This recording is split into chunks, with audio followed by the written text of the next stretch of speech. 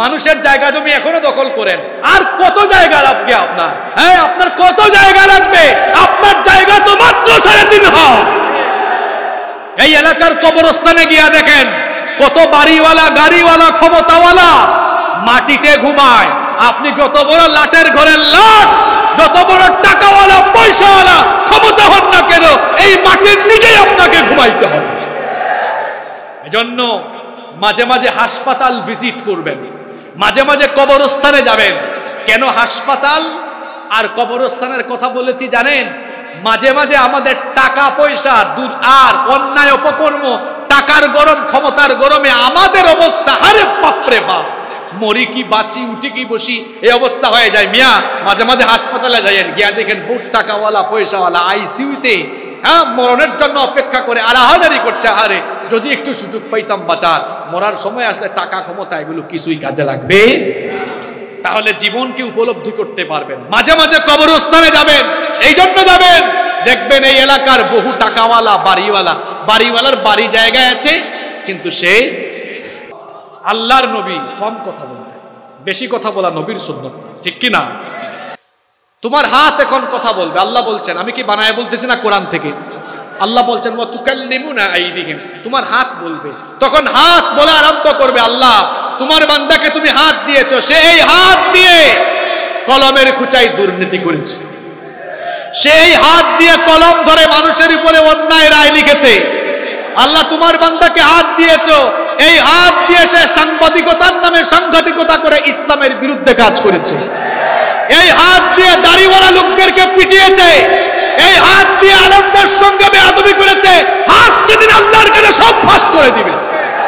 এরপরে আল্লাহ বলছেন, এই চলে কোরআনের তাফসীর, আগে কথা শুনেন। এরপরে আল্লাহ বলছেন ওয়া তাশহাদু আরজুলুহুম, এরপরে পা কথা বলবে। এই যে পা দিয়া হাইটা হাইটা হাইটা হাইটা কোথায় গিয়ে আমরা কি করি, পা তার নীরব সাক্ষী, পা কথা বলবে। অন্য আয়াতে আল্লাহ বলেছেন শুধু তাই নয়, শাহিদা আলাইহিম সামউহুম ওয়া আবসারুহুম ওয়া জুলুদুহুম বিমা কানু ইয়ামালুন, তোমাদের কান দিয়ে কি শুনেছো, চোখ দিয়ে কি দেখেছো, এমনকি তোমার শরীরের চামড়া পর্যন্ত আল্লাহর কাছে সব ফাঁস করে দিবে। আল্লাহু আকবার। সুতরাং আখিরাতে আল্লাহর আদালতে আমি দাঁড়াবো, আপনি দাঁড়াবেন, আমরা দাঁড়াবো, আল্লাহর আদালতের সম্মুখীন হওয়া লাগবে। মরার পরে আবার আল্লাহ জীবিত করবেন, হিসাব চাইবেন, বিচার করবেন। বলেন তো সেই বিচারের দিন আল্লাহর সামনে দাঁড়ানোর আগে নিজেদেরকে পাক্কা মুমিন বানানোর দরকার আছে না নাই? আসুন আমরা নিজেদেরকে অন্যায়, অপকর্ম, গুনাহ, পাপ, সকল প্রকার অন্যায়, পাপ, গুনাহ থেকে গুটাইয়া ফেলি। শুনেন, 2 ঘন্টা ওয়াজের দরকার নাই, কথার কথা, যারে যে বুঝার সে এক কথাই বুঝবে, যে বুঝবে না তারা সারা রাত বুঝাইলেও হবে না। এই যে সূরা নাজিয়াতে আমরা প্রায় 11টা আয়াতের তাফসীর করলাম। কয়টা আয়াত? 11টা আয়াত। এই সূরার আয়াত আছে 46টা। 11টা আয়াতের তাফসীর করলাম। যার মধ্যে হেদায়েত নেওয়ার ইচ্ছা আছে, আমার মনে হয় তারে আর বুঝানো লাগবে না। মরার পরে আমি আমার আল্লাহর সামনে দাঁড়াবো, আমার হাত কথা বলবে, আমার পা কথা বলবে, আমার কান, আমার চোখ, আমার শরীরের চামড়া জমিন সাক্ষ্য দিবে। আমি যাব কোথায়? আমি তো অন্যায়, অপকর্ম, রাহাজানি, দুর্নীতি, লুটপাট, জুলুম, যত পাপ করছি, আমি রেহাই পাবো না। আল্লাহ তাআলা কিয়ামতের দিন সব হাজির করবেন, ঠিক কি না? আল্লাহকে ভয় করুন, নিজের ভেতরে খোদা ভীরুতা জাগ্রত করুন। আলহামদুলিল্লাহ, আমিও আল্লাহর রহমতে ভালো আছি। আমাদের সবাইকে সুস্থতার সাথে বাঁচিয়ে রেখে আজকের এই সুন্দর আয়োজনে আমাদেরকে শামিল হওয়ার তৌফিক যিনি দান করেছেন, গলার আওয়াজ বড় করে বলেন তো তিনি কে? সেই মহান রবের দরবারে হৃদয়ের সবটুকু ভালোবাসা, আবেগ, অনুভূতিকে উজাড় করে দিয়ে খুশি মনে প্রাণবন্ত আওয়াজে উচ্চ কণ্ঠে কালিমাতুশ শুকর আদায় করে আমরা সকলেই করছি আলহামদুলিল্লাহ। আল্লাহ তাআলার শুকরিয়া আদায় করার পর আমরা শুকরিয়া এবং কৃতজ্ঞতা জ্ঞাপন করছি তাদের প্রতি যাদের অক্লান্ত পরিশ্রম, কষ্ট এবং মেহনতের ফলে আজকের এই সুন্দর আয়োজন বাস্তবায়িত হয়েছে। এই মাহফিলকে বাস্তবায়নের জন্য যারা সহযোগিতা করেছেন, বিশেষ করে অত্র সংসদীয় আসনের মাননীয় সংসদ সদস্য, বিশিষ্ট parliamentarian professor doctor Abu Reza Mohammad Nizamuddin Nadvi হাফেজাহুল্লাহ ওয়া রাআহ, সাতকানিয়া থানা প্রশাসন, রাজনৈতিক নেতৃবৃন্দ এবং জনপ্রতিনিধিবৃন্দ, আমরা সকলকে কৃতজ্ঞতা জানাচ্ছি, মোবারকবাদ জানাচ্ছি। অত্র এলাকার মুরব্বিয়ানদেরকে আমরা কৃতজ্ঞতা জানাচ্ছি এবং আমরা কৃতজ্ঞতা জ্ঞাপন করছি মেউলাপাড়া সবুজ ছায়া যুব ঐক্য পরিষদকে, যাদের অক্লান্ত পরিশ্রমে এই সুন্দর আয়োজন সম্পন্ন হয়েছে। মাহফিলের সাথে সংশ্লিষ্ট সকলের গুনাহ খাতা আল্লাহ মাফ করে দেন। আজকের এই মাহফিলের জন্য যারাই যেভাবে সহযোগিতা করেছেন আল্লাহ তাআলা তাদের গুনাহ মাফ করে দেন। আমরা যারা কর্মব্যস্ততা ফেলে আল্লাহর কোরআনের আকর্ষণে ছুটে এসেছি, আল্লাহ তাআলা আমাদের জীবনের গুনাহগুলো মাফ করে দেন, বলেন আমিন। সম্মানিত উপস্থিতি, আমি খুতবার ভেতরে কোরআনুল কারীমের একটি সূরার কিছু আয়াতে কারিমা তেলাওয়াত করেছি। আমরা সেই সূরার কিছু আয়াতে কারিমা থেকেই আজকের মাহফিলে কথা শুনবো, বলেন ইনশাআল্লাহ। চলেন আমরা অপ্রাসঙ্গিক কথা না বলে আমরা সময়গুলোকে কাজে লাগানোর চেষ্টা করি। আমি যে সূরার কয়েকটি আয়াত আপনাদের সামনে তেলাওয়াত করেছি, সেই সূরাটির নাম হচ্ছে সূরাতু আন-নাজিআত। আমার কথা যদি আপনারা বুঝে থাকেন, সবাই একটু জবাব দেওয়ার চেষ্টা করেন। যে সূরাটি আমরা তেলাওয়াত করেছি, আজকের আলোচ্য সেই সূরাটির নাম হচ্ছে সূরাতু আন-নাজিআত। এই সূরাটি নিয়ে আলোচনা করবার আগে এই সূরার প্রাথমিক কিছু তথ্য আমি আপনাদের সাথে শেয়ার করছি এবং আমরা যারা শুনছি প্রত্যেকেই আমরা মেমোরাইজ করার চেষ্টা করব ইনশাআল্লাহ। আমরা জানি কোরআনুল কারীমে মোট 30টি পারা রয়েছে। আজকের আলোচ্য এই সূরাটি কোরআনুল কারীমের সর্বশেষ পারা অর্থাৎ 30তম পারায় অবস্থিত। আমরা জানি কোরআনুল কারীমে মোট 114টি সূরা রয়েছে। আজকের আলোচ্য এই সূরার সিরিয়াল নাম্বার হচ্ছে 79। বলেন তো দেখি সূরার সিরিয়াল নাম্বার কত? 79। এটা কত নাম্বার পারায় আছে? আরেকটু জোরে বলতে হবে, কত নাম্বার পারায়? স্লোগান দেওয়ার সময় তো দেখি গলার রকটক ছিঁড়া যায়, হ্যাঁ? আর মাহফিলে যখন কিছু শেখানোর চেষ্টা করা হয় তখন গলা বসে যায়। পৃথিবীকে রাজত্ব করতে পারে তারা, জ্ঞানের জগতে বিচরণ করে যারা। শুধু স্লোগান দিয়ে দিন কায়েম সম্ভব হবে না। স্লোগানের পাশাপাশি সকলকে জ্ঞানে সমৃদ্ধ হওয়া লাগবে। এজন্য মাহফিলে এসে শুধু ঠিক ঠিক ঠিক এরকম স্লোগান দিয়ে চলে গেলে চলবে না, বরং প্রত্যেককেই মাহফিল থেকে কিছু মেসেজ, কিছু শিক্ষা নিয়ে যাওয়ার চেষ্টা করতে হবে। কথা বুঝতে পেরেছেন ইনশাআল্লাহ? ওই যে আমরা বলি আল কোরআনের আলো ঘরে ঘরে জ্বালো, কেউ বা আবার বলে সংসদে জ্বালো। সুন্দর কথা, কিন্তু এই দেশে 91% মুসলমান, হিসেব করলে দেখা যাবে 85 থেকে 86% এখনো শুদ্ধ করে কোরআন পড়তে জানে না, কোরআনই বুঝে না। তো যারা কোরআনই এখনো বুঝে না, এই অবুঝ মুসলমানদেরকে দিয়ে কিভাবে আপনি কোরআনের আইন কায়েম করবেন? আগে সবাইকে কোরআনের বুঝ পয়দা করে দিতে হবে। যদি স্লোগানটা এরকম হয়, আল কোরআনের আলো প্রতিটি মানুষের হৃদয়ে হৃদয়ে, অন্তরে অন্তরে জ্বালো, প্রতিটি মানুষের অন্তরে যদি কোরআনের আলো জ্বালিয়ে দেওয়া যায়, তাহলে আলোকিত হৃদয়ের এই মানুষগুলোকে দিয়ে এই বাংলাদেশের প্রতি ইঞ্চি জমিনের উপরে কোরআনের রাজ কায়েম করা তখন সম্ভব হবে ইনশাআল্লাহ। এর আগে সম্ভব নয়। এর আগে শুধু স্লোগান হবে, বাস্তবায়ন হবে না। কি মনে করেন, যদি প্রত্যেক ডিসি সাহেব, এসপি সাহেব, উপরের সেক্টরে যতগুলো লোক আছেন, যদি সবার অন্তরে কোরআন থাকতো, তাহলে কি বালিশ কাণ্ড হতো? যদি সবার হৃদয়ে কোরআন থাকতো, তো রাস্তা বানানোর সময় কেউ কি রোডের জায়গায় বাঁশ ঢুকায় দিত? তাহলে বোঝা গেল আগে কোরআন জানতে হবে, মানুষকে কোরআনওয়ালা বানাতে হবে। এজন্য দাওয়াতি কাজে সবাইকে সামিল হতে হবে। আল্লাহ আমাদেরকে বুঝার তৌফিক দান করেন। আসুন আমরা যে সূরাটি নিয়ে কথা বলবো খুব সুন্দর সূরা, খুব চমৎকার সূরা থেকে আজকে তাফসীর হবে ইনশাআল্লাহ। আজকের আলোচ্য সূরার নাম সূরাতু আন-নাজিআত। সবাই বলেন সূরার নাম সূরা আন-নাজিআত। কত নম্বর পাড়ায়? জোরে বলেন। সাতকানিয়ার লোকদের আওয়াজ এরকম হয় না, কারণ গোটা বাংলাদেশের মানুষ জানে এই সাতকানিয়ার মাটি ইসলামের ঘাঁটি, তাই না? তো ইসলামওয়ালা লোকেরা যদি এইরকম ছোট ছোট আওয়াজ করে, এটা তো হবে না। আমরা জানি 114টা সূরা আছে। আজকের সূরার সিরিয়াল নাম্বার কত? 79 নম্বর সূরা। কোরআনুল কারীমের সূরাগুলো দুই ভাগে বিভক্ত। কিছু সূরা হচ্ছে মাক্কি আর কিছু সূরা হচ্ছে মাদানী। যে সূরাগুলো নবীজির কাছে মক্কায় নাজিল হয়েছে সেগুলোকে বলা হয় মাক্কি সূরা, আর যে সূরাগুলো নবীজির কাছে মদিনায় নাজিল হয়েছে সেগুলোকে বলা হয় মাদানী সূরা। আজকের আলোচ্য এই সূরাটি হলো সূরাতুম মাক্কিয়া, এটা হলো মাক্কি সূরা। তাহলে নাজিল হয়েছে কোথায়? মক্কায়। এই সূরার রুকু সংখ্যা হলো 2, আয়াত সংখ্যা হলো 46। এই হলো এই সূরার প্রাইমারি ইনফরমেশন, যা আমি আপনাদের সাথে শেয়ার করেছি। দেখি তো আমরা সবাই মেমোরাইজ করতে পেরেছি কিনা। একটু প্রশ্ন উত্তর পর্ব হয়ে যাক। আজকের আলোচ্য সূরার নাম সূরা নাজিআত। কত নাম্বার পাড়ায়? সূরার সিরিয়াল নাম্বার 79। মাদানী না মাক্কি? রুকু সংখ্যা, আয়াত সংখ্যা 46। আলহামদুলিল্লাহ পড়েন।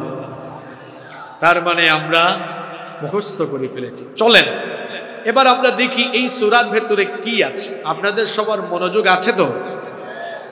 এই সূরার প্রথম 5টি আয়াতে আল্লাহ তাআলা মানুষের মৃত্যুর সময়ে যে সকল ফেরেশতারা মৃত্যু সম্পন্ন করার দায়িত্বে নিয়োজিত থাকে তাদের কসম করেছেন। তাহলে এই সূরার প্রথম আয়াতে মৃত্যু সম্পাদনকারী ফেরেশতাদের কসম যিনি করেছেন তিনি কে? প্রথম আয়াতে রব্বুল আলামিন বলেছেন ওয়ান নাজিআতি গরকা। আল্লাহ তাআলা বলছেন কসম সেই সকল ফেরেশতাদের যারা অত্যন্ত নির্দয়ভাবে নির্মমভাবে কাফের মুশরিক পাপী তাপীদের রূহ কবজ করে। প্রথম আয়াতে রব্বুল আলামিন নির্দয়ভাবে নিষ্ঠুরভাবে জান কবজ করা ফেরেশতাদের কসম আল্লাহ করেছেন। একদিন আমাদের সবার কাছে মউত আসবে, মউত থেকে আমরা কেউ পালিয়ে বাঁচতে পারবো না। কাফের মুশরিক পাপী তাপী জাহান্নামী লোকদের মরার সময় যখন চলে আসবে, শুনুন হাদিস থেকে শোনাচ্ছি। মুসনাদে আহমদ এবং আবু দাউদ শরীফে হাদিস বর্ণিত হয়েছে। নবীজি বলেছেন ইন্নাল আবদাল কাফিরা ইযা কানা ফি ইনকিতা'in মিনাদ দুনিয়া ওয়া ইকবালিন মিনাল আখিরাহ।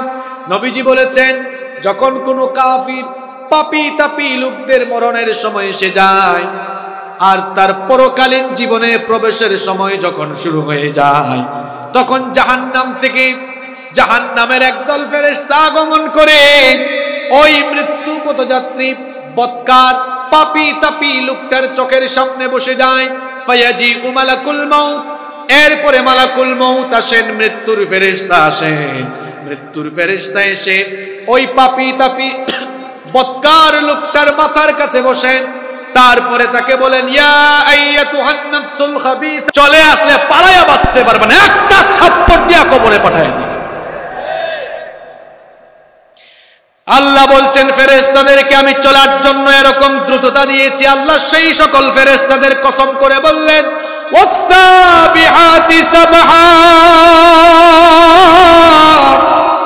কসম সেই সকল ফেরেশতাদের যারা দ্রুততার সাথে সন্তরণ করে। এরপরের আয়াতে আল্লাহ বললেন ফাসসাবিকাতি সাবকা, কসম সেই সকল ফেরেশতাদের যারা দ্রুততায় একজন আরেকজনকে ছাড়িয়ে যাওয়ার জন্য কম্পিটিশন করে। সহিহ হাদিস দ্বারা প্রমাণিত, যখন মানুষের রূহ কবজ সম্পন্ন হয়ে যায়, রূহ তখন কবজ করে নিয়ে যাওয়ার সময় ফেরেশতারা পরস্পর প্রতিযোগিতা করে। সেই সকল ফেরেশতাদের কসম আল্লাহ করলেন। আল্লাহ বললেন ফাসসাবিকাতি সাবকা, অতঃপর যারা দ্রুততায় একজন আর একজনকে ছাড়িয়ে যায়। এরপরে ৫ নম্বর আয়াতে আল্লাহ বললেন ফাল মুদাব্বিরাতি আমরা, আল্লাহ বললেন সেই সকল ফেরেশতারা যারা আল্লাহর কার্যনির্বাহী ফেরেশতারা, যার হুকুম মানতে বাধ্য, গলার আওয়াজ বড় করে বলেন তিনি কে? এই যে দেখেন প্রথম ৫টা আয়াতে আল্লাহ মৃত্যু সম্পন্নের সময় দায়িত্বপ্রাপ্ত ফেরেশতাদের কসম করেছেন। এবার আসেন আল্লাহ কেন কসম করলেন? আমরাও তো কসম করি, আবার আল্লাহও কসম করেন। আমাদের কসম আর আল্লাহর কসম কি একরকম? আমরা তো অনেক সময় সত্য মিথ্যাও কসম করি না? করি। তবে আমরা কসম করি তখন যখন মানুষকে কোনো কথা বিশ্বাস করাতে চাই, কিংবা গুরুত্বের সাথে যখন কোনো কথা আমরা তুলে ধরতে চাই। যেমন আল্লাহর কসম, এই কাজটা আমি করি নাই। আল্লাহর কসম, ওখানে আমি যাই নাই। আল্লাহর কসম, এটা আমি করি নাই। কসম করে আমরা মানুষকে আমাদের কথার গুরুত্ব বা কথাটাকে বিশ্বাসযোগ্য হিসাবে তুলে ধরতে চাই। আল্লাহ তাআলা কি মানুষকে বিশ্বাস করাবার জন্য কসম করেন না? তবে এখানে আরেকটি কথা বলতে চাই, আমরা যখন কসম করি তখন কসম করি কার নামে? তবে অনেক মানুষ অজ্ঞতাবশত এরকম কসম করে, কয় আমার বাপের কসম, আমার মায়ের কসম, বিদ্যার কসম, দাদার কসম, এরকম কসম করে না? খবরদার মুসলমান, সাবধান হয়ে যায়। আল্লাহ ছাড়া অন্য কারো নামে শপথ বা কসম করা যাবে। নবীজি বলেছেন মান হালাফা বিগাইরিল্লাহি ফাকাদ আশরাকা, যে ব্যক্তি আল্লাহ ছাড়া অন্য কারো নামে শপথ করলো সে আল্লাহর সাথে শিরক করলো। শিরকের গুনাহ কিন্তু মারাত্মক। এজন্য শিরক এবং আরেকটি জঘন্য গুনাহ বিদআত থেকে আমাদেরকে বেঁচে থাকতে হবে। কর্ণফুলীর এই পারে তো দক্ষিণ চট্টগ্রামের কিছু কিছু জায়গায় খুব মারাত্মক অবস্থা। কি বলেন, আছে না নাই? আপনাদের সাতকানিয়া লোহাগাড়ার অবস্থা ভালো, আপনাদের মাননীয় সংসদ সদস্য ওনারও অবদান আছে। তিনি এখানে শিরক আর বিদআতি কার্যক্রমের ব্যাপারে অত্যন্ত কঠোরতা অবলম্বন করেন। আলহামদুলিল্লাহ, ওনার এই উদ্যোগকে আমরা স্বাগত জানাই। এরকম যদি সকল জায়গায় শিরক আর বিদআতি কর্মকাণ্ডের বিরুদ্ধে সকল সংসদরা সচেতন হতেন, কঠোর হতেন, তাহলে বাংলাদেশে এত পরিমাণ শিরক এবং বিদআতি কর্মকাণ্ড চলতে পারত না। ঠিক কিনা? সম্মানিত ভাইয়েরা, শিরক এবং বিদআত এই দুইটা জিনিস মানুষকে জাহান্নামী বানায় ফেলবে। এজন্য এর ধারে কাছেও যাওয়া যাবে। তো বলছিলাম আল্লাহ যখন কসম করেন, আল্লাহ কেন কসম করেন জানেন? কসমের পরে আল্লাহ যে কথাটা বলতে চান, ওই কসমের পরের যে বিষয়, এইটার সাথে সংশ্লিষ্ট বিষয়ের কসম আল্লাহ করেন। আল্লাহ কোরআনে বহু জিনিসের কসম করেছেন। আল্লাহ কোরআনের কোথাও দিনের কসম করেছেন, কোথাও রাতের কসম করেছেন। আছে না, ওয়াল্লাইলি ইযা ইয়াগশা ওয়ান নাহারি ইযা তাজাল্লা। কোথাও আল্লাহ সময়ের কসম করেছেন, আসরের কসম করেছেন, বলেছেন ওয়াল আসরি ইন্নাল ইনসানা লাফি খুসর। কোথাও আল্লাহ আসমানের কসম করেছেন, ওয়াস সামাই যাতিল বুরুজ। কোথাও আল্লাহ ওয়াল ইয়াউমিল মাউউদ, সেই দিনের কসম করেছেন। কোরআনে আল্লাহ বহু জায়গায় বহু বিষয়ের কসম করেছেন। তো আল্লাহ তাআলা যখন কসম করেন, কসমের ঠিক পরপরই তিনি যেই বিষয়টা তুলে ধরতে চান ওইটার সাথে রিলেটেড যে জিনিসটা, ওইটার কসম করেন। আমরা 5টা আয়াত শুনেছি। এই 5টা আয়াতে মৃত্যু সম্পন্নকারী ফেরেশতাদের কসম আল্লাহ করেছেন। আর 6 নম্বর আয়াত থেকেই কিয়ামতের ঘটনা কেমনে ঘটবে, মরার পরে মানুষকে কেমনে জিন্দা কইরা বিচার করা হবে, এর আলোচনা আল্লাহ করেছেন। তাহলে মৃত্যু পরবর্তী জীবনের আলোচনা শুরু করার আগে আল্লাহ প্রথম 5টা আয়াতে ফেরেশতাদের কসম করেছেন কেন? এর উত্তর হলো, যেই যুগে কোরআন নাজিল হয়েছে ওই যুগের কাফির মুশরিকরা মৃত্যু পরবর্তী জীবনকে অস্বীকার করত। মরার পরে মানুষকে আবার জিন্দা করে হিসাব করা হবে, বিচার নেওয়া হবে, এটা তারা বিশ্বাস করত না। কিন্তু ওই যুগের কাফির মুশরিকরা তারা ফেরেশতাকে আল্লাহর কন্যা মনে করত। নাউজুবিল্লাহ পড়তে ইচ্ছা করে না। ফেরেশতাকে তারা কি মনে করত? আল্লাহর কন্যা। কোরআনের অন্য জায়গায় এসেছে, আল্লাহ তাদের কথার জবাব দিয়েছেন, বলেছেন অজ্ঞের মতো ফেরেশতাদেরকে আমার কন্যা মনে করো না। ফেরেশতারা হচ্ছে আমার সৃষ্টি, তারা আমার হুকুমে অনুগত। তো সেই যুগের কাফেররা মনে করতো ফেরেশতারা আল্লাহর কন্যা, আর এই ফেরেশতাদেরকে দিয়া তিনি তার অনেক কার্যাবলী সম্পন্ন করান। তো আল্লাহ তাআলা জবাব দিয়েছেন, বলেছেন ফেরেশতারা আমার কন্যা নয়, এরা আমার সৃষ্টি। এবং যে ফেরেশতায় তারা বিশ্বাস করে, আকীদায় ঝামেলা আছে, ওই আকীদার জবাব আল্লাহ দিয়েছেন। আর যেহেতু তারা ফেরেশতারা আল্লাহর দায়িত্ব সম্পাদনে কাজ করে এটা বিশ্বাস করে, সুতরাং আল্লাহ তাআলা প্রথম 5টা আয়াতে ফেরেশতাদের কসম এই জন্য করেছেন, আল্লাহ বোঝাতে চেয়েছেন যে ফেরেশতাদেরকে দিয়ে আমি আমার কাজ দুনিয়াতে করাচ্ছি, ওই ফেরেশতাদেরকে দিয়েই মৃত্যু পরবর্তী জীবনের সকল কাজ কিয়ামতের ঘটনা আমি ঘটাইতে পারবো।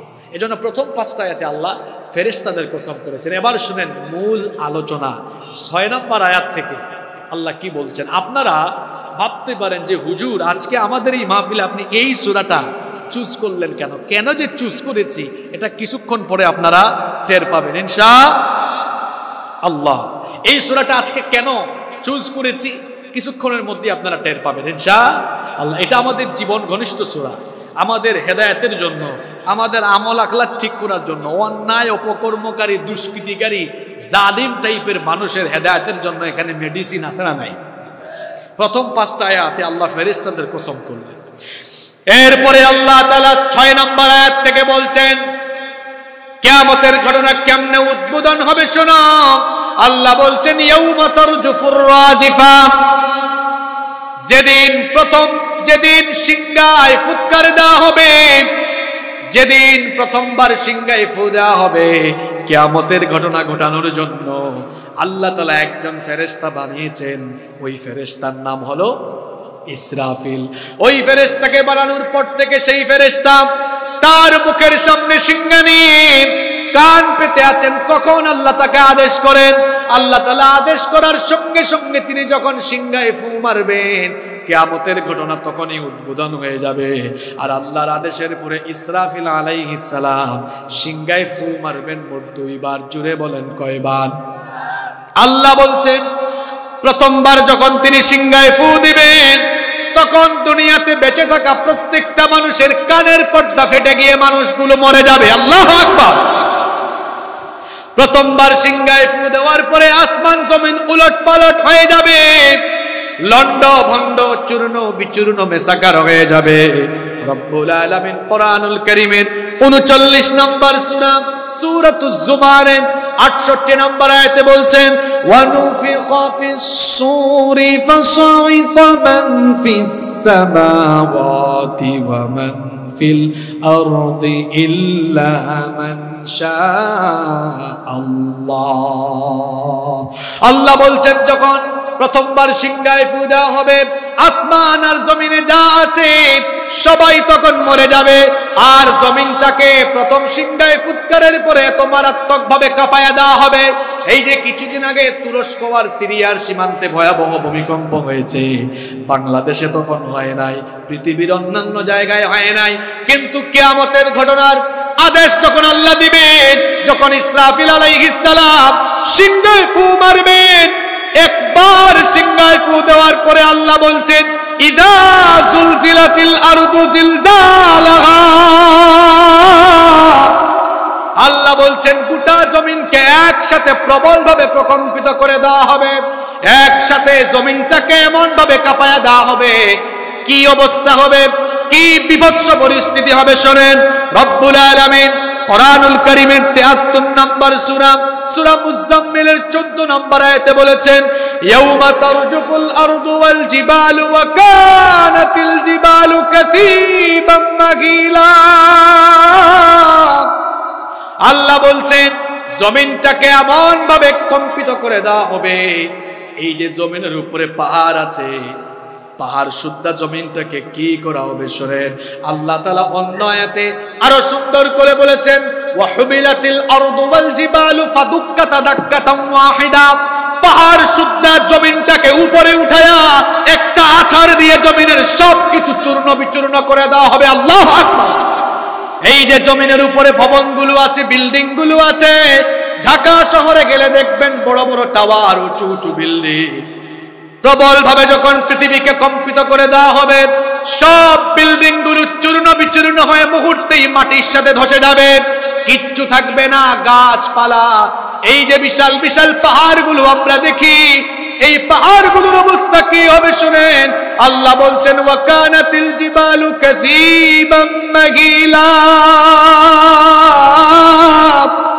আল্লাহ বলছেন পাহাড়গুলো বালুর মতো উড়ে যাবে। অন্য আয়াতে আল্লাহ বলেছেন ওয়াতাকুনুল জিবালু কাল আহনিল মানফুশ। দুনা তুলার মতো পাহাড়গুলো উড়ে যাবে, কিচ্ছু থাকবে না, সব কিছু ফান হয়ে যাবে।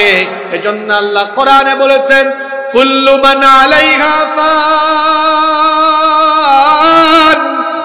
সব কিছু ফান হয়ে যাবে, ধ্বংস হয়ে যাবে, ক্ষয় হয়ে যাবে, লয় হয়ে যাবে। ওয়ায়াবকা ওয়াজহু রাব্বিকা যুল জালালি ওয়াল ইকরাম। কেবলমাত্র একজন মহামহিয়ান সত্য অবশিষ্ট থাকবেন। গলার আওয়াজ বড় করে বলেন তিনি কে? কিচ্ছু যখন থাকবে না তখন আল্লাহ বলবেন ইয়া দুনিয়া, হে দুনিয়া, আইনা আশজারুকি, তোর বুকের উপরে থাকা গাছপালাগুলো কোথায়? আল্লাহ বলবেন আইনা ইমারুকি, তোর বুকের উপরে থাকা বিশাল বিশাল বিল্ডিং আর টাওয়ার গুলো কোথায়? আল্লাহ বলবেন আইনা আনহারুকি, তোর বুকের উপরে প্রবাহমান থাকা নদ নদীগুলো কোথায়? আল্লাহ বলবেন হে দুনিয়া, তোর বুকের উপরে দম্ভ করে অহংকার করে চলা অহংকারী ব্যক্তিগুলো কোথায়? আল্লাহ বলবেন হে দুনিয়া, তোর বুকের উপরে মানুষের উপরে জুলুম করা, মানুষের উপরে নির্যাতন করা সেই জালিমগুলো কোথায়? আল্লাহ প্রশ্ন করবেন লিমানিল মুলকুল ইয়াউম।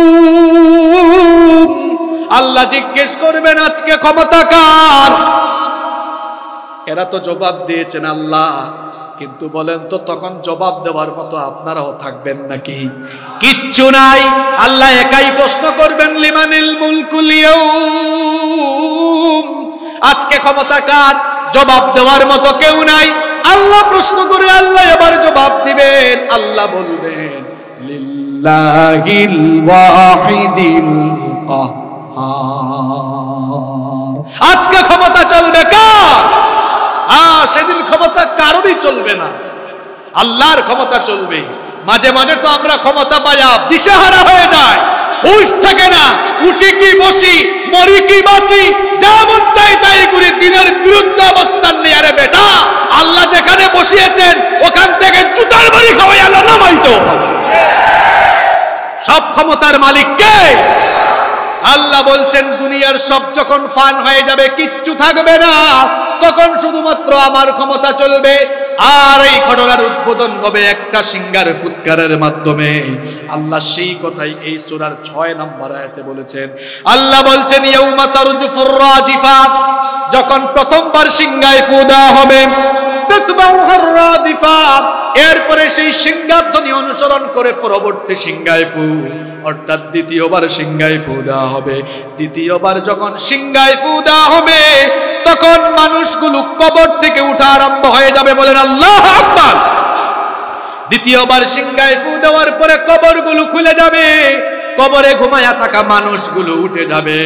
কবর থেকে মানুষ উঠে দেখবে মরার আগে তো আমরা বড় হাতিয়ায় বাস করতাম, গাছপালা বিল্ডিং সব ছিল।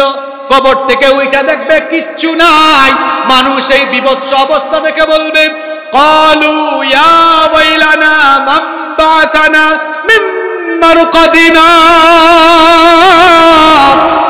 মানুষ বলবে ইয়া ওয়াইলানা, দুর্ভাগ্য, কে আমাদেরকে কবরের ঘুম থেকে ভাঙালো? মান বা'থানা মিন মারকাদিনা, কে কবর থেকে উঠালো? কি বিভৎস পরিস্থিতি আমরা দেখছি। আল্লাহ সূরা জিলজালের মধ্যে বলেছেন ইদা জুলজিলাতিল আরদু জিলজালাহা, যখন জমিনকে প্রবলভাবে প্রকম্পিত করে দিয়ে সবকিছু লন্ডভন্ড করে দেওয়া হবে। ওয়া আখরাজাতিল আরদু আসকালাহা, এরপরে যখন জমিনের ভেতরে থাকা জিনিসগুলোকে বের করে দেওয়া হবে। এর একটা ব্যাখ্যা হলো কবরে থাকা মানুষগুলোকে উপরে উঠাইয়া দেওয়া হবে। মানুষ কবর থেকে উঠে দেখবে দুনিয়ার কিচ্ছু নাই, সব লন্ডভন্ড হয়ে গিয়েছে। এগুলো দেখে মানুষ তখন বলবে ওয়াকালাল ইনসানু মা লাহা, মানুষ বলবে কি হয়েছে এই দুনিয়ার? মানুষ কবর থেকে উঠে বলবে কে ঘুম থেকে আমাদেরকে জাগালো? আল্লাহ তখন জবাব দিবেন, একটা অদৃশ্য আওয়াজ আসবে, হাদা মা ওয়াদার রহমান, এটা হলো রহমানের ওয়াদা করা দিন।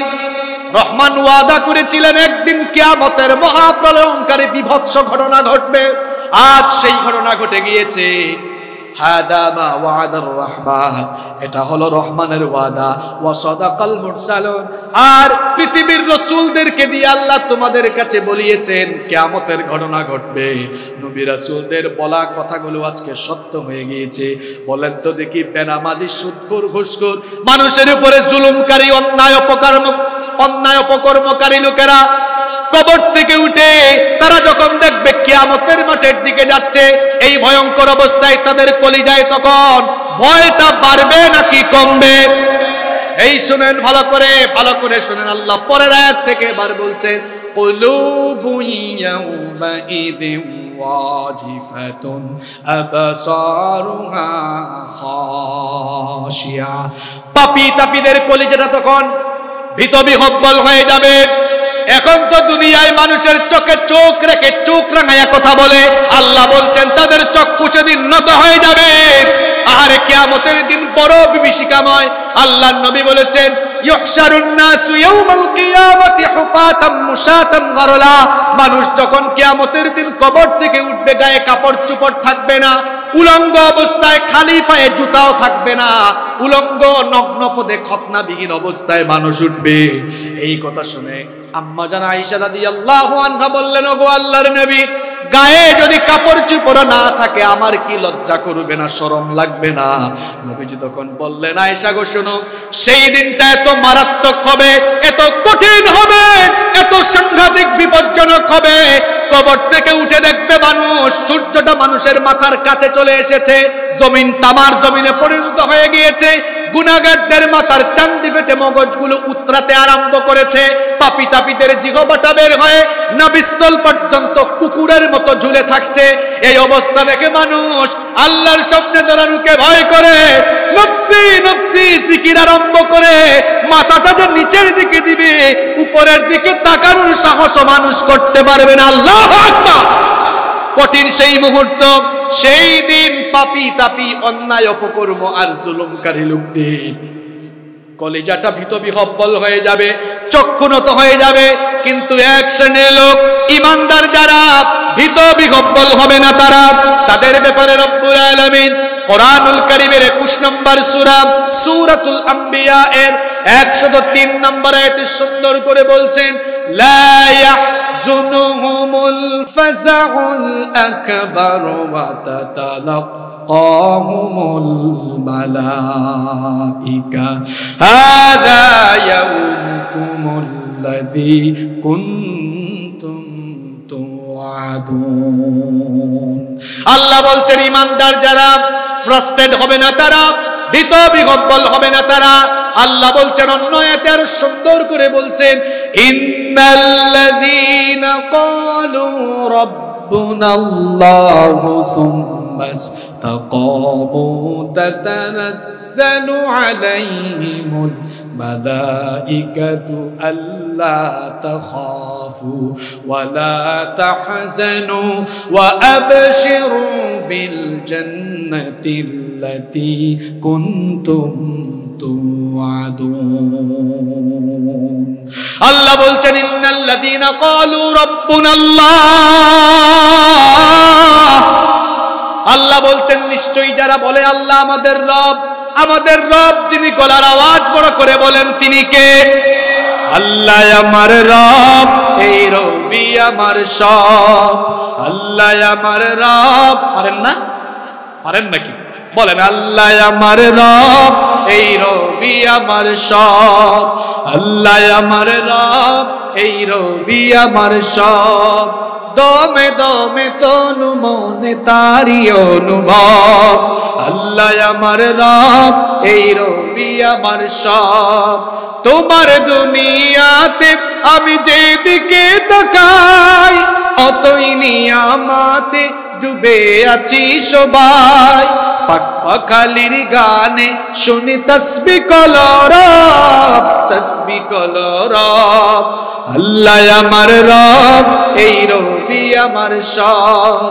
আল্লাহ আমার রব, এই রবি আমার সব। বলেন আল্লাহু আকবার।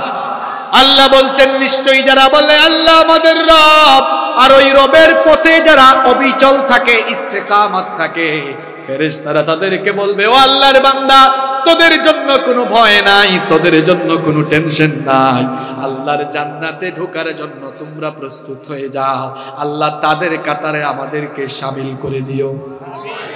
আরো আসতে বলেন আমিন। আল্লাহ বলছেন কাফের মুশরিকরা, পাপী তাপী জাহান্নামীরা কিয়ামতের দিন কবর থেকে উঠে বলবে হায় রে হায়, আমাদের ভয় তো আরো বেড়ে গেল, বিপদ আরো বেড়ে গেল, কারণ দুনিয়ায় যত অপকর্ম করেছে, অন্যায় করেছে, সেই অন্যায় অপকর্মের হিসাব দুনিয়াতে ভালো ফলাফল না পেলেও, চূড়ান্ত ফলাফল, চূড়ান্ত শাস্তি না পেলেও, চূড়ান্ত শাস্তি কিয়ামতের দিন আছে না নাই? আরো জোরে বলে আছে না নাই? কাফেররা বলতো ইয়াকুল, আল্লাহ পরের আয়াতে বলছেন ইয়াকুলুনা ইন্না লামারদুদুনা ফিল হাফিরা আইদা কুন্না ইযামান নাখিরা। তারা বলতো তাহলে কি আমরা মরে যাওয়ার পরে আবার কি পূর্বের অবস্থায় ফিরে যাব নাকি? অর্থাৎ আমাদের অস্থি পিঞ্জর, হাড্ডি গুড্ডি সব আলাদা হয়ে যাওয়ার পরে আবার কি আমাদেরকে পুনরায় জিন্দা করা হবে নাকি? সেই যুগের কাফের মুশরিকরা বলতো ক্বালু আইদা মিতনা ওয়া কুন্না তুরাবান ওয়া ইযামান আইন্না লামাবউসুন।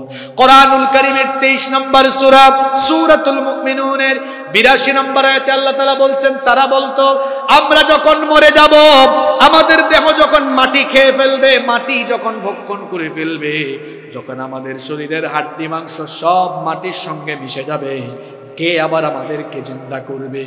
এই যুগেও এরকম বহু মানুষ আছে যারা অন্যায় অপকর্মের সাথে জড়িত, তারা কিন্তু মনে মনে এই কথা ভাবে মরে গেল তো দেহটা শেষ মাটির সঙ্গে মিশে যাবে, সুতরাং খাও দাও ফুর্তি করো, দুনিয়াটা মস্ত বড়, আগামীকাল বাঁচবা কিনা চিন্তা করো।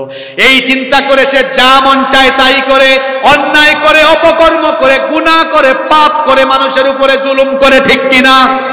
শুনেন শুনেন শুনেন, এই দুনিয়ার জীবন আমাদের শেষ জীবন নয়। এই দুনিয়ার জীবনের পরে আরেকটা জীবন আছে না নাই? এই দুনিয়ার জীবনের স্টার্টিং আছে, এন্ডিংও আছে, শুরু আছে, শেষও আছে, কিন্তু দুনিয়ার জীবনের পরে যে জীবনটা শুরু হবে, ওই আখিরাতের জীবনের শুরু হবে কিন্তু শেষ হবে। যারা মনে করে আমরা তো মরে যাব, মরার পরে কি করে আমাদেরকে জিন্দা করা হবে? আমাদের দেহ তো মাটি খেয়ে ফেলবে, হাড্ডি মাংস সব আলাদা হয়ে যাবে, চূর্ণ বিচূর্ণ হয়ে যাওয়া অস্থি পিঞ্জর, হাড্ডি গুড্ডিকে কেমনে জোড়া লাগাইয়া আবার জিন্দা করা হবে? আল্লাহ তাআলা কোরআনে কারীমে এগুলোর খুব সুন্দর করে জবাব দিয়েছেন। রব্বুল আলামিন এই কথাগুলোর জবাব কোরআনুল কারীমে বড় চমৎকার করে দিয়েছেন। সেগুলো বলার আগে সুন্দর একটা ঘটনা আপনাদেরকে শোনাই। ঘটনাটা কি বলবো? ঘটনাটা বলবো? কোরআন থেকে ঘটনাটা শুনে, এটা আমাদের সবচেয়ে পছন্দের সূরা, সূরা ইয়াসিনের 78 নম্বর আয়াতে ঘটনাটা এসেছে। তাফসীরে কুরতুবীর ভেতরে এসেছে। এই ঘটনাটি কোন কোন রিওয়ায়াতে এসেছে আস ইবনে ওয়াইল, কোন কোন রিওয়ায়াতে এসেছে উবাই বিন খালফের সম্বন্ধে নাজিল হয়েছে। বেশিরভাগ রিওয়ায়াতে এসেছে আস ইবনে ওয়াইল তিনি একদিন মক্কার উপত্যকায় হাঁটতেছিলেন। হাঁটতে হাঁটতে হাঁটতে হাঁটতে হঠাৎ করে তার চোখের সামনে তিনি জরাজীর্ণ কিছু হাড্ডি দেখলেন। কি দেখলেন? ওই হাড্ডি তিনি তার হাতে নিলেন, হাতে নিয়ে আলতো করে একটা মুচড় দিলেন, সঙ্গে সঙ্গে হাড্ডিটা গুড়া গুড়া হয়ে গেল। তখন তার মাথায় আসলো আমাদের কাছে যে মুহাম্মদ বলেন সাল্লাল্লাহু আলাইহি ওয়াসাল্লাম, তিনি যে বলেন আমরা এমনকি আমাদের বাপদাদারা যারা দুনিয়া থেকে চলে গিয়েছেন তাদেরকে আবার নাকি জিন্দা করে হিসাব নেওয়া হবে। তো আমার তো মাথায় ধরে না, এই যে একটা হাড্ডি এখানে পাইলাম, মনে হয় কোনো মানুষের লাশ এখানে বহুদিন ছিল। এই জরাজীর্ণ হয়ে যাওয়া হাড্ডিটাকে হাতে নিয়ে আমি গুড়া গুড়া করে ফেললাম। তো এখন গুড়া গুড়া হয়ে যাওয়া এই হাড্ডির টুকরাটাকে আবার আগের অবস্থায় নিয়ে হাড্ডি মাংস অস্থি পিঞ্জরা একত্রিত করে কেমনে আবার এটাকে জীবিত করা হবে তার মাথায় ধরে না। এই জন্য তার হাতের মধ্যে গুড়া গুড়া সেই হাড্ডিগুলো নিয়ে সে নবীজির কাছে গেল। নবীজির কাছে গিয়ে কি বলল? আল্লাহ সূরা ইয়াসিনের ৭৮ নম্বর আয়াতে সেই ঘটনাটা বর্ণনা করছেন। আল্লাহ তাআলা বলছেন সে গিয়েছিল, গিয়ে কি বলছে শোনো, ওয়াদারাবা লানা মাসালান ওয়া নাসিয়া খালকা ক্বালা মান ইউহয়িল ইযামা ওয়া হিয়া রামীম। আল্লাহু আকবার বলেন। আল্লাহ বলছেন ওয়াদারাবা লানা মাসালান ওয়া নাসিয়া খালকা। সে আল্লাহর সৃষ্টি সম্পর্কে উপমা পেশ করে অথচ সে তার নিজের সৃষ্টি ভুলে গেছে। সে গিয়ে নবীজিকে বলেছে মান ইউহয়িল ইযামা ওয়া হিয়া রামীম, এই হাড্ডি গুড়া গুড়া হয়ে গিয়েছে, কে এটাকে জিন্দা করে? প্রশ্ন করেছে নবীজিকে। নবীজি কি নিজে নিজে বানায়া বানায়া কোনো কথা কন? নবীজি তাই বলেন। আল্লাহ যা নবীজিকে বলতে, নবীজিকে যখন এই প্রশ্ন করল নবীজি চুপচাপ। আল্লাহ আয়াত নাজিল করলেন। আল্লাহ তাআলা বললেন, ও নবী আপনি তাকে জবাবটা এইভাবে দেন। জিবরিল এসে শুনিয়ে দিলেন, ও নবী তাকে বলেন, কুল ইউহয়িহাল্লাযী আনশাআহা আউওয়ালা মাররা ওয়া হুয়া বিকুল্লি খালকিন আলীম। আল্লাহু আকবার। দেখেন দেখেন দেখেন, শোনেন কি সুন্দর জবাব। আল্লাহ বললেন নবী তাকে বলেন এটাকে প্রথমবার বানিয়েছিলেন যিনি, পুনরায় এটা আবার সৃষ্টি করবেন তিনি। আপনাদেরকে বোঝানোর জন্য আমি বলি, আমার হাতে এটা কি? বলেন বলেন কি? চট্টগ্রাম শহরের ব্যবসা বাণিজ্য তো আপনাদের দখলে। অনেকের হয়তো ব্যবসা বাণিজ্য আছে। মোবাইলের ব্যবসা আছে নাকি? কার? হাত তুলেন তো। ইনশাআল্লাহ আছে কয়েকজন। ঠিক আছে, হাত নামান। আচ্ছা আমার দিকে তাকান, বুঝাই দিই আপনাদেরকে, খুব সুন্দর বুঝবেন আপনি। এই মোবাইলটা মনে করেন নষ্ট হয়ে গেল। নষ্ট হওয়ার পরে আপনি মেকানিকের কাছে গেলেন। মেকানিকই তো না কি বলে এদেরকে, মেকানিক। সে কি করলো? এটা খুলে ফেললো, নাট টাট খুলে একদম সব আলাদা আলাদা করে ফেললো। এখন আপনি আমি সাধারণ মানুষ, আমরা দেখে বলি হায় হায় সব দিকে আলাদা। সে তার কাজকাম করে দেখা যায় কিছুক্ষণ পরে সব জিনিসকে আবার ফিটিংস দিয়ে বলে নেন ভাই আপনার মোবাইল ঠিক হয়ে গেছে। ঠিক না? আচ্ছা গাড়ি ইউজ করেন, এখানে অনেকে আছেন না ব্যক্তিগত গাড়ি ব্যবহার করেন। গাড়ি ডেন্টিং এ দিলে, ডেন্টেড মানুষ দেয় না ডেন্টিং পেইন্টিং এ, সব খুলে ফেলে একদম। মিস্ত্রিরা, গ্যারেজের মিস্ত্রিরা খুইলা পার্টস গুলো আলাদা করে ফেলে। কাম টাম শেষ কইরা, ডেন্টিং শেষ করে, পেইন্টিং এর সময় পেইন্ট কইরা, এরপরে দেখা যায় গাড়ির পার্টস একেবারে জোড়া লাগায়। ঠিক কিনা? এই যে একটা মোবাইল খুলে বা যে কোনো জিনিস খুলে আলাদা আলাদা করে এটাকে আবার জোড়া লাগায়। আলাদা করা, জোড়া লাগানো সব মানুষ জ্ঞান দিয়ে করছে, জ্ঞান ব্যবহার করে। মানুষের মাথায় জ্ঞান দিয়েছেন কি?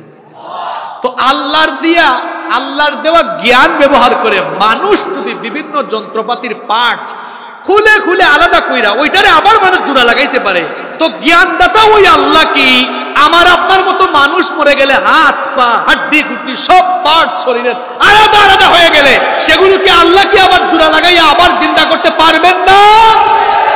এই কথাই আল্লাহ বলেছেন, কুল ইউহয়িহাল্লাযী আনশাআহা আউওয়ালা মাররা।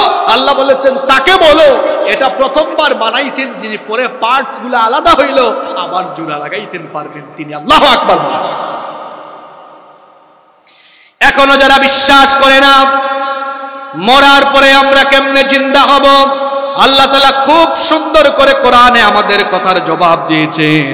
কোরআনুল কারীমের 22 নম্বর সূরা সূরাতুল হজ্জ 5 নম্বর আয়াত আল্লাহ বলছেন, ইয়া আইয়ুহান নাসু ইন কুনতুম ফি রাইবিম মিনাল বা'সি ফাইন্না খালাকনাকুম মিন তুরাবিন সুম্মা মিন নutfatin thumma min alaqatin thumma min mudghatin mukhallaqatin wa ghayri mukhallaqatin linubayyana।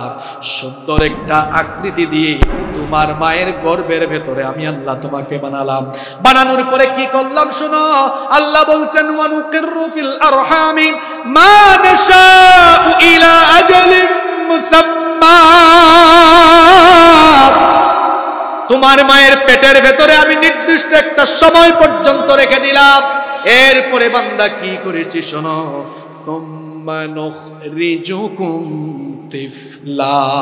এখন তুমি 5 ফিট 7 ইঞ্চি 9 ইঞ্চি 6 ফিট 2 ইঞ্চি 3 ইঞ্চি 70 80 90 কেজি ওজনের মানুষ, কিন্তু মায়ের পেট থেকে আমি তোমাকে ছোট্ট বাচ্চার সাইজে বের করেছি।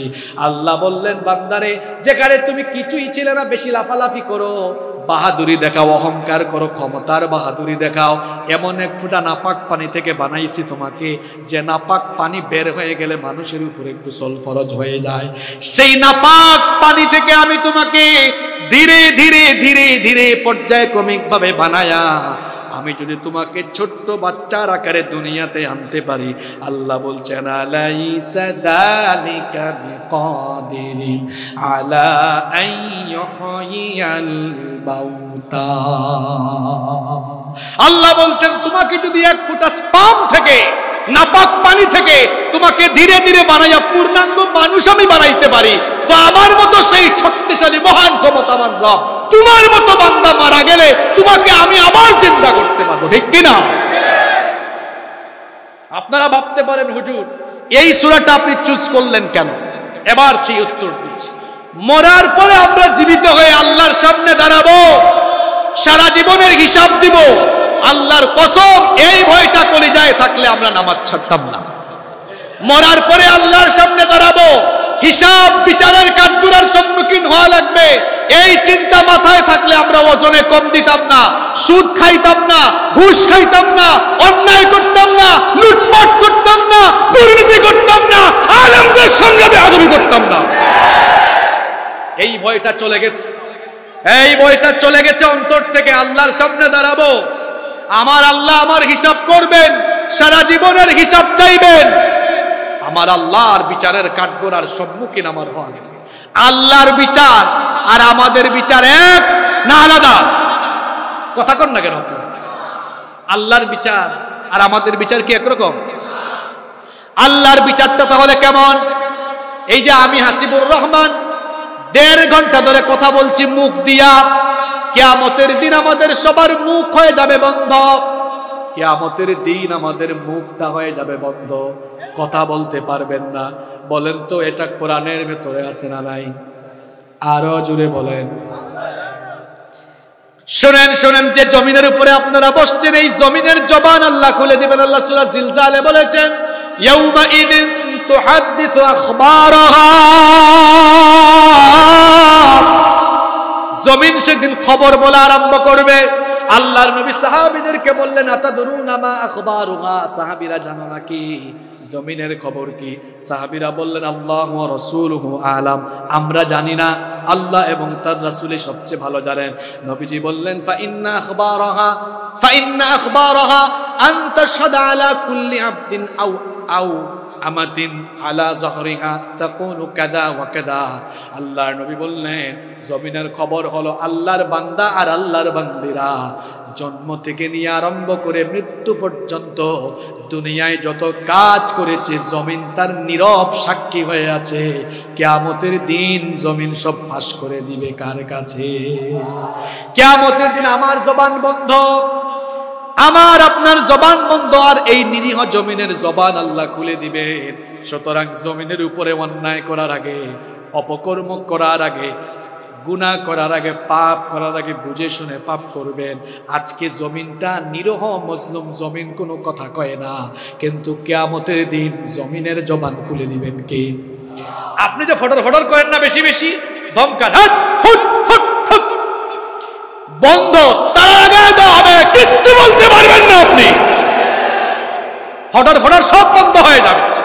আল্লাহ তাআলা বলছেন, আল ইয়াউমা নাখতিমু আলা আফওয়াহিহিম ওয়া তুকাল্লিমুনা আইদিহিম ওয়া তাশহাদু আরজুলুহুম বিমা কানু ইয়াকসিবুন। আল্লাহ বলছেন তোমার জবান বন্ধ হয়ে যাবে, তুমি কিচ্ছু বলতে পারবা না। দেখেন আমরা দুনিয়াতে যা করছি আল্লাহ সব জানেন কিনা? কথা কন না কেন আপনারা? কিন্তু আল্লাহ একতরফা বিচার করবেন না। আপনি যে অপরাধী, অপরাধীর অপরাধ আল্লাহ প্রমাণ কইরা দিবেন। দুনিয়ার বিচারের সাথে আল্লাহর বিচারের মিল নাই। দুনিয়ায় কারো বিরুদ্ধে অভিযোগ প্রথম গঠিত হয়, চার্জশিট হয়, তারপর তদন্ত হয়, এরপরে আদালতে মামলা চলে গেলে হেয়ারিং হয়, এজলাসে হেয়ারিং হয়, সাক্ষ্য গ্রহণ হয়, এরপরে বিচারক রায় দেন। মাঝে মাঝে রায় দেওয়ার বেলায় মাঝে মাঝে উপর থেকে প্রেসার আসলে রায় যাওয়ার কথা ছিল একদিকে চলে যায় আরেক দিকে। এগুলো মানুষের বিচার, আল্লাহর বিচারের সিস্টেম আলাদা। আল্লাহর বিচার হলো একতরফা হবে না। আল্লাহ মানুষের জবান বন্ধ করে দেবে, বন্ধ করে দিয়ে আল্লাহ বলবেন তোমার হাত এখন কথা বলবে। আল্লাহ বলছেন, আমি কি বানায় বলতেছি না কোরআন থেকে? আল্লাহ বলছেন ওয়া তুকাল্লিমুনা আইদিহিম, তোমার হাত বলবে। তখন হাত বলা আরম্ভ করবে, আল্লাহ তোমার বান্দাকে তুমি হাত দিয়েছো, সে এই হাত দিয়ে কলমের খুঁচায় দুর্নীতি করেছে, সেই হাত দিয়ে কলম ধরে মানুষের উপরে অন্যায় রায় লিখেছে। আল্লাহ তোমার বান্দাকে হাত দিয়েছো, এই হাত দিয়ে সে সাংবাদিকতার নামে সাংঘাতিকতা করে ইসলামের বিরুদ্ধে কাজ করেছে, এই হাত দিয়ে দাড়িওয়ালা লোকদেরকে পিটিয়েছে, এই হাত দিয়ে আলেমদের সঙ্গে বেয়াদবি করেছে। হাত যেদিন আল্লাহর কাছে সব ফাঁস করে দিবে। এরপরে আল্লাহ বলছেন, এই চলে কোরআনের তাফসীর, আগে কথা শুনেন। এরপরে আল্লাহ বলছেন ওয়া তাশহাদু আরজুলুহুম, এরপরে পা কথা বলবে। এই যে পা দিয়া হাইটা হাইটা হাইটা হাইটা কোথায় গিয়ে আমরা কি করি, পা তার নীরব সাক্ষী, পা কথা বলবে। অন্য আয়াতে আল্লাহ বলেছেন শুধু তাই নয়, শাহিদা আলাইহিম সামউহুম ওয়া আবসারুহুম ওয়া জুলুদুহুম বিমা কানু ইয়ামালুন, তোমাদের কান দিয়ে কি শুনেছো, চোখ দিয়ে কি দেখেছো, এমনকি তোমার শরীরের চামড়া পর্যন্ত আল্লাহর কাছে সব ফাঁস করে দিবে। আল্লাহু আকবার। সুতরাং আখিরাতে আল্লাহর আদালতে আমি দাঁড়াবো, আপনি দাঁড়াবেন, আমরা দাঁড়াবো, আল্লাহর আদালতের সম্মুখীন হওয়া লাগবে। মরার পরে আবার আল্লাহ জীবিত করবেন, হিসাব চাইবেন, বিচার করবেন। বলেন তো সেই বিচারের দিন আল্লাহর সামনে দাঁড়ানোর আগে নিজেদেরকে পাক্কা মুমিন বানানোর দরকার আছে না নাই? আসুন আমরা নিজেদেরকে অন্যায়, অপকর্ম, গুনাহ, পাপ, সকল প্রকার অন্যায়, পাপ, গুনাহ থেকে গুটাইয়া ফেলি। শুনেন, 2 ঘন্টাও ওয়াজের দরকার নাই। কথার কথা, যারে যে বুঝার সে এক কথাই বুঝবে, যে বুঝবে না তারা সারা রাত বুঝাইলেও হবে না। এই যে সূরা নাজিয়াতে আমরা প্রায় 11টা আয়াতের তাফসীর করলাম। কয়টা আয়াত? 11টা আয়াত। এই সূরার আয়াত আছে 46টা। 11টা আয়াতের তাফসীর করলাম। যার মধ্যে হেদায়েত নেওয়ার ইচ্ছা আছে, আমার মনে হয় তারে আর বুঝানো লাগবে না। মরার পরে আমি আমার আল্লাহর সামনে দাঁড়াবো, আমার হাত কথা বলবে, আমার পা কথা বলবে, আমার কান, আমার চোখ, আমার শরীরের চামড়া জমিন সাক্ষ্য দিবে। আমি যাব কোথায়? আমি তো অন্যায়, অপকর্ম, রাহাজানি, দুর্নীতি, লুটপাট, জুলুম যত পাপ করছি, আমি রেহাই পাবো না। আল্লাহ তাআলা কিয়ামতের দিন সব হাজির করবেন, ঠিক কি না? আল্লাহকে ভয় করুন, নিজের ভেতরে খোদা ভীরুতা জাগ্রত করুন। আসুন প্রত্যেকেই সে আল্লাহকে ভয় করে নামাজি হয়ে যায়, অন্যায় ছেড়ে দেই, গুনাহ ছেড়ে দেই, পাপ ছেড়ে দেই।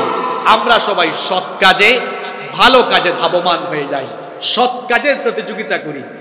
হ্যাঁ, ধন সম্পদ, টাকা পয়সা, ক্ষমতা, এগুলো জায়গায় পড়ে থাকবে। আল্লাহ বলেছেন আলহাকুমুত তাকাসুর, এই প্রাচুর্যের প্রতিযোগিতা করতে করতে কি হয় জানো? হাত্তা জুরতুমুল মাকাবির, এরকম করতে করতেই তুমি কবরে গিয়ে হাজির হয়ে যাও। মানুষের জায়গা জমি এখনো দখল করেন, আর কত জায়গা লাগবে আপনার? হ্যাঁ, আপনার কত জায়গা লাগবে? আপনার জায়গা তো মাত্র 3.5 হাত। এই এলাকার কবরস্থানে গিয়া দেখেন কত বাড়িওয়ালা, গাড়িওয়ালা, ক্ষমতাওয়ালা মাটিতে ঘুমায়। আপনি যত বড় লাটের ঘরের লাট, যত বড় টাকাওয়ালা, পয়সাওয়ালা, ক্ষমতা হন না কেন, এই মাটির নিচেই আপনাকে ঘুমাইতে হবে। এজন্য মাঝে মাঝে হাসপাতাল ভিজিট করবেন, মাঝে মাঝে কবরস্থানে যাবেন। কেন হাসপাতাল আর কবরস্থানের কথা বলেছি জানেন? মাঝে মাঝে আমাদের টাকা পয়সা দূর আর অন্যায় অপকর্ম, টাকার গরম, ক্ষমতার গরমে আমাদের অবস্থা, আরে বাপরে বাপ, মরি কি বাঁচি, উঠি কি বসি, এই অবস্থা হয়ে যায়। মিয়া মাঝে মাঝে হাসপাতালে যাইয়েন, গিয়া দেখেন বহুত টাকাওয়ালা, পয়সাওয়ালা আইসিইউতে মরণের জন্য অপেক্ষা করে আড়াহাজারি করছে। আরে যদি একটু সুযোগ পাইতাম বাঁচার, মরার সময় আসলে টাকা, ক্ষমতা এগুলো কিছুই কাজে লাগবে। তাহলে জীবনকে উপলব্ধি করতে পারবেন। মাঝে মাঝে কবরস্থানে যাবেন, এই জন্য যাবেন, দেখবেন এই এলাকার বহু টাকাওয়ালা, বাড়িওয়ালা, বাড়িওয়ালার বাড়ি জায়গায় আছে, কিন্তু সে আল্লাহর নবী কম কথা বলতেন, বেশি কথা বলা নবীর সুন্নত, ঠিক কি না? যা আলোচনা করেছি, আল্লাহ আমাদেরকে আখিরাতমুখী জীবন গঠনের তৌফিক দেন। এই কমিটিকে আমি ধন্যবাদ জানাই, খুব সুন্দর একটা ব্যবস্থা করেছেন। আমাদের যে আলোচ্য বিষয় ছিল সেটার উপরে প্রশ্নোত্তর হবে এবং সেখান থেকে তিনজনকে এই স্বপ্ন ছায়া সামাজিক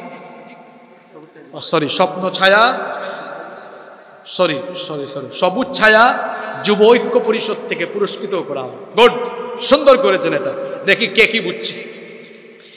আমরা তিনজনকে সেখান থেকে বাছাই করে নিব এবং পুরস্কৃত করা হবে ইনশাআল্লাহ।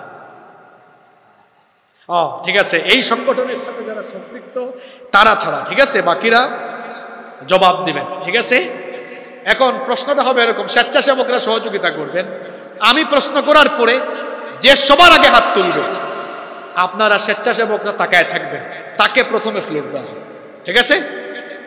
এবং এখান থেকেই ধারাবাহিকভাবে প্রথম প্রশ্নের উত্তর যিনি দিবেন, প্রথম প্রশ্ন কি তাকেই আমরা প্রথম হিসাবে নির্বাচিত করে নিয়ে আসব।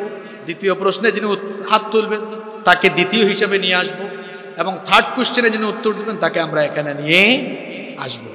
তাহলে সবাই প্রস্তুত তো? সবাই প্রস্তুত তো? আমি সূরা ইয়াসিনের একটা ঘটনা বলতে যে দুইজনের নাম বলেছিলাম, ওই দুইজনের নাম কার মনে আছে? পেয়ে গেছি, এক নম্বরে একজন বলেন। হ্যাঁ, না, একটা হয়েছে, ওয়াইল না, উনি আস ইবনে ওয়াইল, হয় নাই। তাইলে এক নম্বরে আমরা কেউ এখনো পাইলাম না। আর কেউ হাত তুলেছিল দেখছেন আপনারা? আচ্ছা, আর কেউ হাত তুলে নাই। আচ্ছা, আপনারা একটু বুঝে শুনে জবাব দিবেন ইনশাআল্লাহ। না না, হয় নাই। আস ইবনে ওয়াইল আর আরেকজনের নাম বলেছিলাম উবাই বিন খালফ, এই দুইজনের কথা আমি বলেছিলাম। আচ্ছা, এরপরে দেখি একটা গুরুত্বপূর্ণ প্রশ্ন, জাহেলি যুগের কাফেররা ফেরেশতাদের ব্যাপারে কি আকীদা পোষণ করত? তো অনেক হাত উঠে গেছে, কে আগে হাত তুলেছিল? এটা তো আপনি তো স্বেচ্ছাসেবক মনে হয়, উনি হাত তুলছে আগে, আসলে বলেন।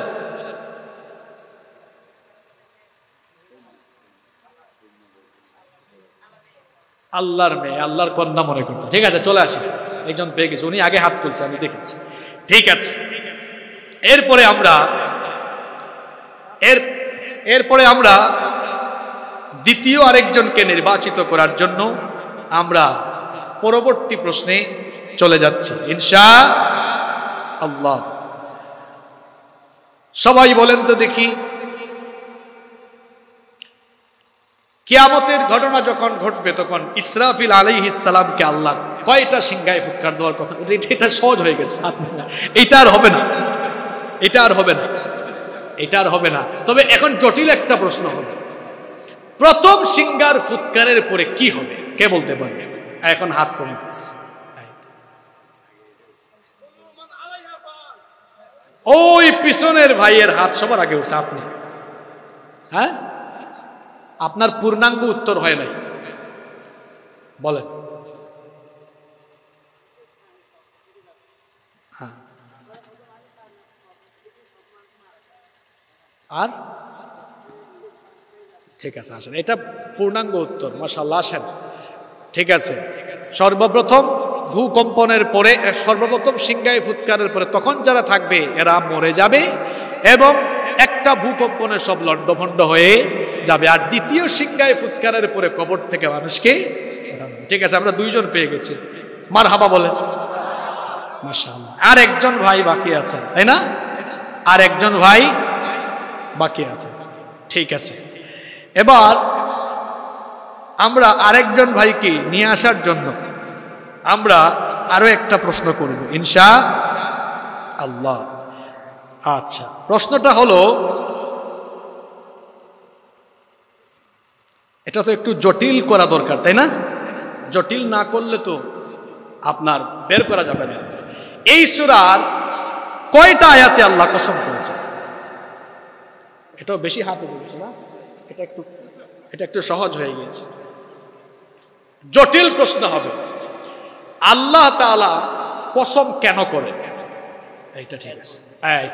ওই সাদা পাঞ্জাবি পড়া ভাই আগে হাত তুলেছে, বলেন, জুড়ে বলেন।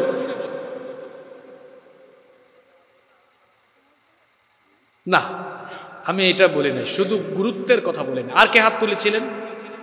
আপনি দাঁড়ান ভাই, জোরে বললে শুনবেন। কি বলেছেন বলে নাই? সামনে আসেন। এটা কিন্তু কঠিন প্রশ্ন।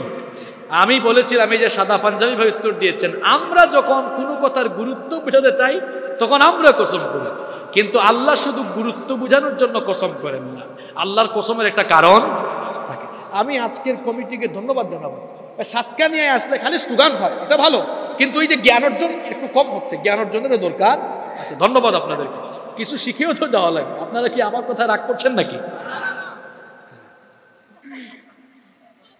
ঠিক আছে, আপনি আসেন, বলেন, বলতে পারবেন? এটা একটু জটিল হয়েছে। হ্যাঁ, আশাটা বৃথা যায় কিনা? না, বৃথা যাবে না ইনশাআল্লাহ, ইনশাআল্লাহ। বলেন ভাই।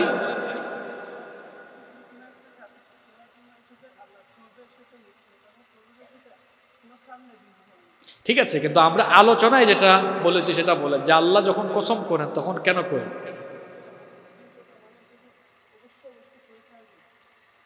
না, এখানে তো আল্লাহ ফেরেশতাদের কসম করেছেন, ফেরেশতাদেরকে আল্লাহ কি করবেন? ফেরেশতাদের কসম করেছেন আল্লাহ, একটা কারণ আছে, ওইটা আমি খুব সুন্দর অল্প কথায় বুঝাই বলেছিলাম। কে পারবেন এটা বলতে? আলোচনায় যা শুনছেন। ঠিক আছে, এই তো বলেন। ইয়েস, পরবর্তী কথার সাথে সম্পৃক্ত বিষয়ের কসম করেন। এই ব্যাখ্যা দিয়ে বলেছিলাম না, আল্লাহ এখানে কিয়ামতের কথা বলবেন, তো ফেরেশতাদের ব্যাপারে ওদের একটা দৃষ্টিভঙ্গি ছিল ফেরেশতারা আল্লাহ কন্যা এবং এদেরকে দিয়ে আল্লাহ কাজ করান। তো তারা যে আসেন, চলে আসেন, এটা উত্তর হয়েছে। এটা আলোচনা আপনারা ইউটিউব থেকে শুনবেন, ওখানে আমি বলেছিলাম, দেখবেন কসমের পরে আল্লাহ তাআলা কসম করেন এই কারণে, কসমের পরে যে বিষয়টি বলেন ওটার সাথে যেটা সম্পর্কিত ওইটার কসম আল্লাহ করে থাকেন। যেমন সূরা আসরে আল্লাহ আসরের কসম, সময়ের কসম কেন করেছেন? কারণ এর পরবর্তী আয়াতে আল্লাহ মানুষের সফলতা আর ব্যর্থতার কথা বলেছেন। তো মানুষের সাথে সম্পর্ক হলো সময়ের, কারণ এই সময় দেওয়া হয়েছে এই চারটা কাজ করার জন্য। এই সময় কাজে লাগায় চারটা কাজ করলে সফল, সময়কে কাজে না লাগাইলে বিফল। এই জন্য এগুলো আপনাকে বুঝতে হবে। মাশাআল্লাহ, আমরা 3 জন ভাই পেয়ে গেছি, আলহামদুলিল্লাহ। পড়েন, এই 3 জন ভাইয়ের নাম আপনারা নোট করে নেন ইনশাআল্লাহ, এটা হবে ইনশাআল্লাহ। তাইলে সভাপতি সাহেবের বক্তব্য আগে না পুরস্কার বিতরণ হবে? মাশাআল্লাহ, কারা কারা? আপনার নাম কি? কোন টিভি? রূপকানিয়া টিভি। মাশাআল্লাহ, নাম কি? হ্যাঁ, মাশাআল্লাহ, ইমন। এরপরে আপনার নাম কি? শাহেদুল ইসলাম। মাশাআল্লাহ, মাশাআল্লাহ, তারেক। তিনটা ছেলে যুবক, তার মানে ইয়াংরা দিনমুখী হচ্ছে। মাশাআল্লাহ, অনেক আগে গিয়েছিলাম রূপকানিয়ায় আমি, আলহামদুলিল্লাহ মনে আছে। এই সাতকানিয়ায় আগে অনেক বেশি আসতাম, কিন্তু এখন সারা দেশে প্রোগ্রামগুলো ভাগ করে দেওয়ায় এখন বছরে 2বার 3বার আবার। এটা মনে হয় আমাদের এবছর 2 নম্বর প্রোগ্রাম, এবং আপনাদের এটাই আমাদের শেষ প্রোগ্রাম। তা আপনাদের এলাকায় একটু কম কম আসা হয়, ইনশাআল্লাহ আগামী থেকে আরো বাড়াই আসার চেষ্টা করবো ইনশাআল্লাহ। তা আপনাদের সাথে নিয়ে আমি আমার স্টুডেন্ট লাইফে অনেক বেশি আসতাম। আমার উস্তাদ মফিজুর রহমান, ডক্টর BM মফিজুর রহমান আল আজহারি স্যার আর আমি এই সাতকানিয়ায় একসাথে কত মাহফিলে এসেছি, আলহামদুলিল্লাহ। তো এখন আসলে সমস্ত বিভাগে প্রোগ্রামগুলো রেশিও আকারে বন্টন করে দেওয়ায় একটু কম আসা হয়। আমি দেখলাম যে যুবকরাই আজকে পেরেছে, আলহামদুলিল্লাহ। এই যুবক, এখানে তো উপস্থিতি সব যুবকরাই বেশি। যুবকদের এই উপস্থিতি, তাদের এই প্রাণবন্ত রেসপন্স, এগুলো ভালো লক্ষণ, এগুলো ইসলামের গণজোয়ারের আভাস, ঠিক কিনা? আল্লাহ আমার যুবকদেরকে কবুল করেন। ইমন, তারপরে শাহেদ, তারেক, 3টা ছেলের নাম সুন্দর। আল্লাহ 3 জনকে দিনের জন্য কবুল করেন, বলেন আমিন। ঠিক আছে, আমরা এবার মাহফিলের সম্মানিত পরিচালকের কাছে চলে যাচ্ছি। আমার হাতে দিব না? ঠিক আছে। কয়টা বই আছে এখানে? 3টা আছে। মাশাআল্লাহ, 3টা বই আছে। IUB media